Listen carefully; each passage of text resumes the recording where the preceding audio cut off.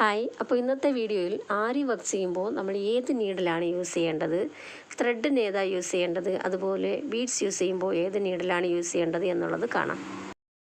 ഇതാണ് tulip needle. ഇതിൽ 13-14 size ത്രെഡിനായിട്ടും അതുപോലെ 23-24 സൈസ് ബീഡ്സും ജർദോസിക്കുമായിട്ട് നമ്മൾ യൂസ് ചെയ്യാം. ട്യൂലിപ്പ് നീഡിൽ യൂസ് ചെയ്തിട്ട് നമുക്ക് സ്റ്റിച്ച് ചെയ്യാം. പക്ഷേ അതിനേക്കാളും ബെറ്റർ ആയിട്ടുള്ള നീഡിലുണ്ട്. ട്യൂലിപ്പ് നീഡിൽ യൂസ് ചെയ്യാതിരിക്കുന്നതാണ് നല്ലത്. ഇതാണ് അയൺ നീഡിൽ.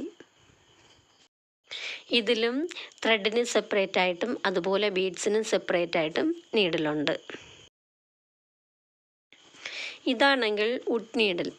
പക്ഷെ നമുക്ക് ഏറ്റവും യൂസ് ചെയ്യാൻ നല്ലത് ഈ അയൺ നീഡിലാണ്. ഈ അയൺ നീഡിലിനെ ഒന്ന് ശ്രദ്ധിച്ച് നോക്കിക്കേ. ഇത് കൊടക്കമ്പി പോലെയാണുള്ളത്. ഇതിൽ ത്രെഡ് നീഡിലും ബീഡ്സ് നീഡിനുമുള്ള ഡിഫറൻസ് നമുക്ക് കാണാം. ഇതാണ് ത്രെഡ് നീഡിൽ.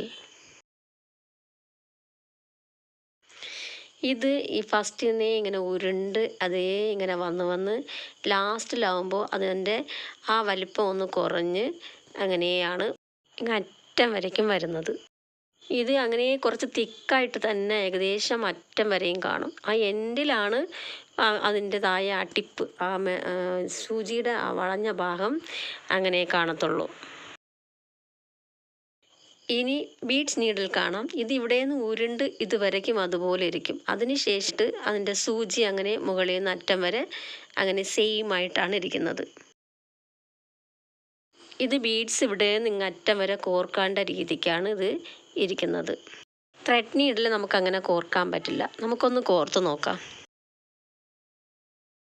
ഞാനിവിടെ ത്രെഡ് നീഡിലെടുത്ത് ഈ കുഞ്ഞ് ബീഡ്സ് ഒന്ന് കോർത്ത് കാണിച്ചു തരാം. കണ്ടോ, ഇതിങ്ങനെ കോർക്കാൻ പറ്റുന്നില്ല. ഇതിനകത്ത് അങ്ങനെ കോർത്ത് എടുക്കാനേ പറ്റുന്നില്ല. അങ്ങനെ കോർത്താൽ പോലും ഒന്ന് തന്നെ നമുക്കതിൽ കോർക്കാൻ പറ്റും.